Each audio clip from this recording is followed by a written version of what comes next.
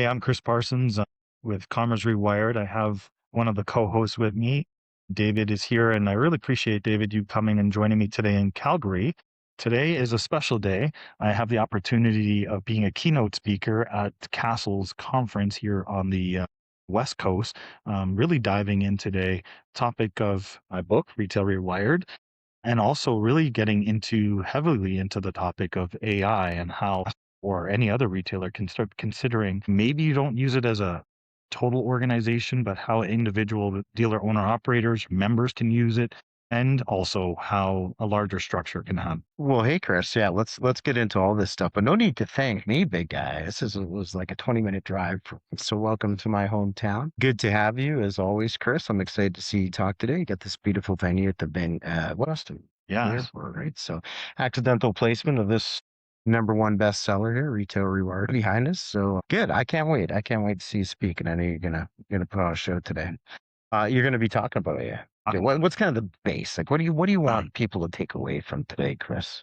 and well, AI, I think is one of those things that we have this label on, but it's really a tool and technology that we can kind of get away from calling it AI. Now it's kind of integrated into so many things we do, whether it's an email or Word documents. Like, let's just start to embrace it as an enhancement to the technology we use, whether it's analytics, logistics, how we teach our stores, our staff, and start really bringing it down to be more digestible. Because I feel with the label of AI around it, we make people nervous. Yeah, that's intimidating. Mhm. And a lot of what we're talking about is these products, right? Right. GPTs, Chat GPT, Claude environments, Copilot. Mhm. I think everybody is almost starting with Copilot because corporates can Corporate. tell you this one's okay. We think Yeah. we're not so sure.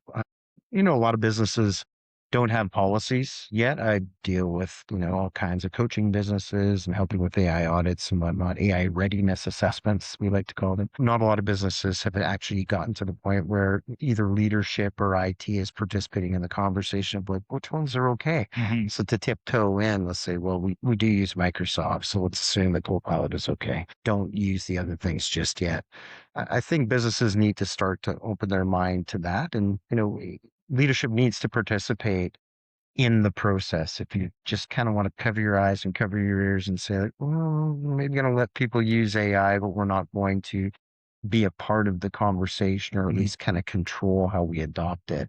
I think that's a big mistake, right? Because your teams are using artificial intelligence, whether you believe that or not. Yeah. They are, and they should be. And you want to foster it because companies that don't are going to fall behind today, right? So that's our Oh, new reality is like, look, you better have a plan, you better have a road. That's leadership's role to play and to enable and empower and procure the tools and set the rule book for how we're going to use it within our organizations. I agree. And I had this conversation about the education system too.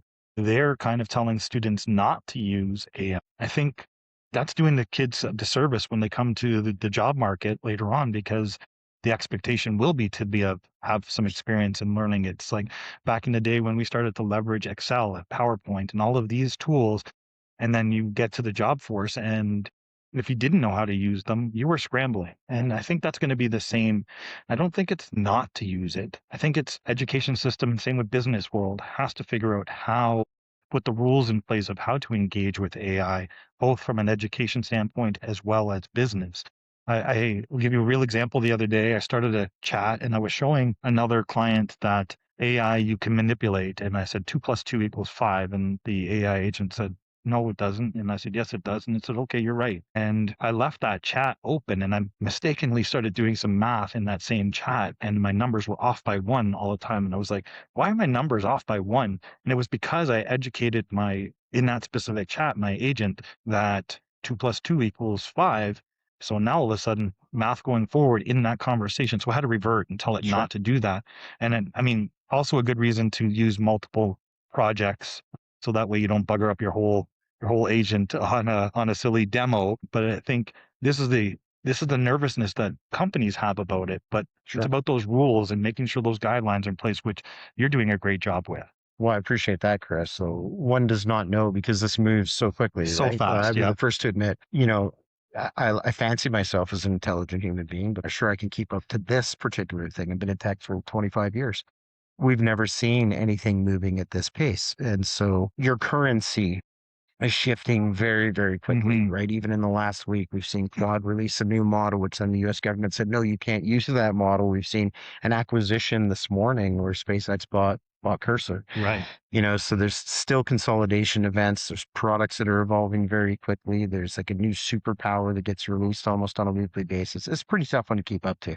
But at the end of the day, you just got to control what you can control, Hmm. right? Everything that's happening outside of the boundaries of what you can do within your business is beyond your control. So control the things that you do have a little bit of influence on, right? And that Yeah. typically comes down to your people Hmm. and the mindset and the tools that we use. You mentioned kind of skills and what is maybe needed in a business, and it's hard for me to imagine already, even though at this infant stage of utilizing AI in corporate, that we would hire people without the skill Right. or at least curiosity about that skill. I mean, I still want entry level people. I have young children. I want them to get jobs. I want them to have a future. And so we need to create an environment of entry level work. But if they didn't have that skill or they told me that I wasn't interested, it's probably a deal breaker, right? So I think all of us to some degree need to be upskilling and staying current. Yeah, I agree. I think this is a reflection of every milestone in history, right? Like you have to embrace it. If all these people that were used to riding a horse and buggy said that they weren't going to be willing to drive a car or learn how to drive a car, where would we be?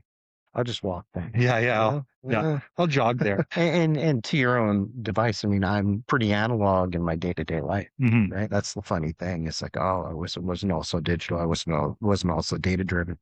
But the reality is, in order to stay current in the workforce and to make money and to provide serve, we have to have those skills. Yeah, we definitely do. And I mean, even from a personal perspective, I use this whole AI tools to just figure out a trip to Edmonton Mhm. and how to drive here. And it because it knew that I had CAA, it knew to tell me here's all the Shell gas stations along the way. It knew that I could leverage it for a free dessert over at Swiss Chalet. And my trip was planned for me, right? Like you if you were to plan that trip from Ontario to Edmonton on your own, think about the number of searches that you would have to do to find, hey, my car, my Jeep only gets me 500 kilometers. Where's the nearest gas station that I don't have to stop every hour to be safe? Or, hey, where can I leverage my CAA? Like you would have to be doing weeks Yeah. research. And now it's prompt or two. I was going to say, why don't you just ask me, buddy? But now I appreciate that you got a lot better information from a You're the wrong GPT. artificial intelligence that I Yeah, want. that's right. I could have built an agent that could have provided that Yeah. information for you, is what I'm saying, Chris. Yeah, I mean, information at your fingertips with an expectation that you're going to not just have information as we have had for decades from the Google search, but that curated approach to it. Now, the cautionary tale there is, I won't use the word hallucinations as much as it is the assumption of information, because artificial intelligence is smart as it optically appears to be, is really just there to tell you things that sound right, Right. you know? Commerce Rewired is brought to you in part by Kid and Ace, a Canadian brand redefining modern apparel through comfort, performance, and thoughtful design. It's not always that the information is accurate. It just wants to, you're the customer, so it wants to make you feel good. It's customer service product first and foremost. So that experiential side of it needs to be good.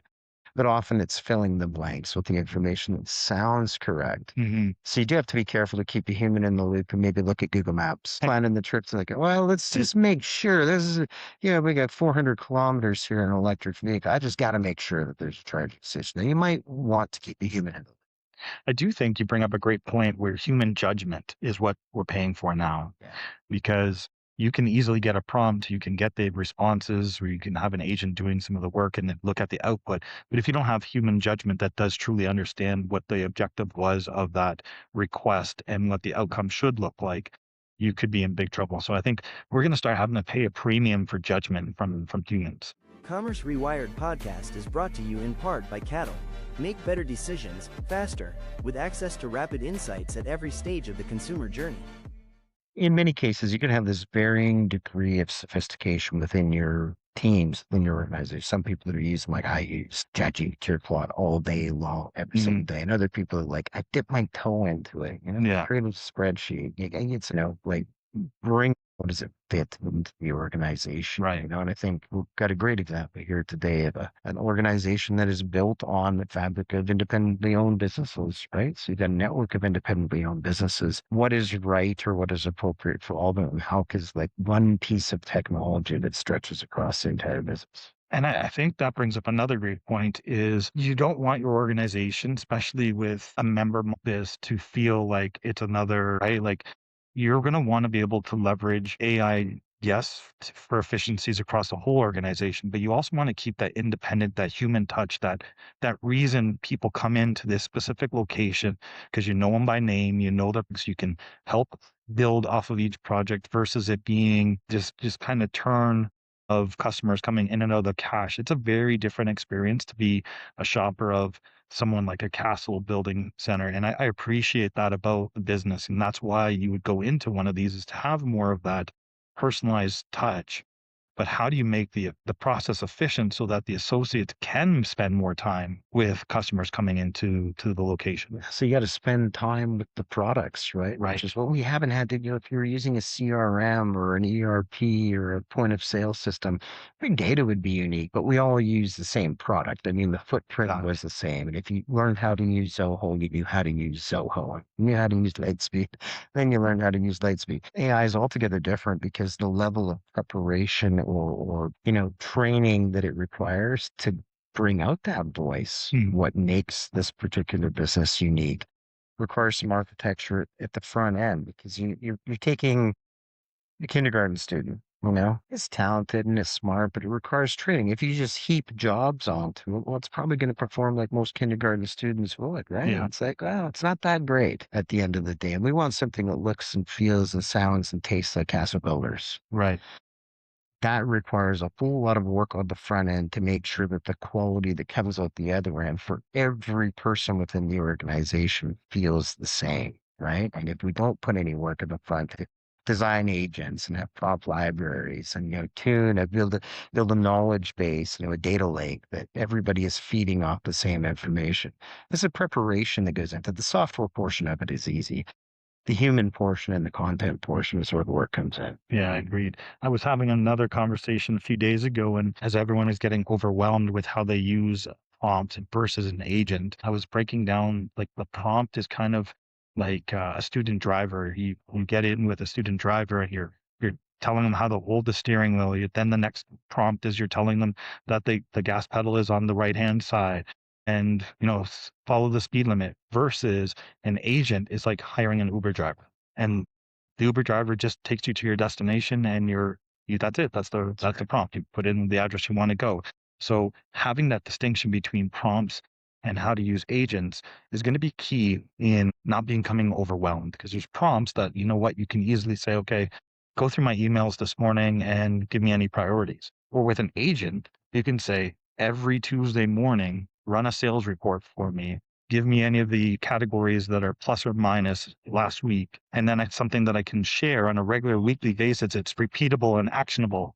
So it's a great way to kind of distinct the two. And hopefully I can articulate that throughout today as well. Up there, Yeah. in the real world, right? That's right. Yeah, I think it's one of the hardest things for people that are newer to AI to kind of wrap their head around is like, when is it appropriate to use X? Yeah.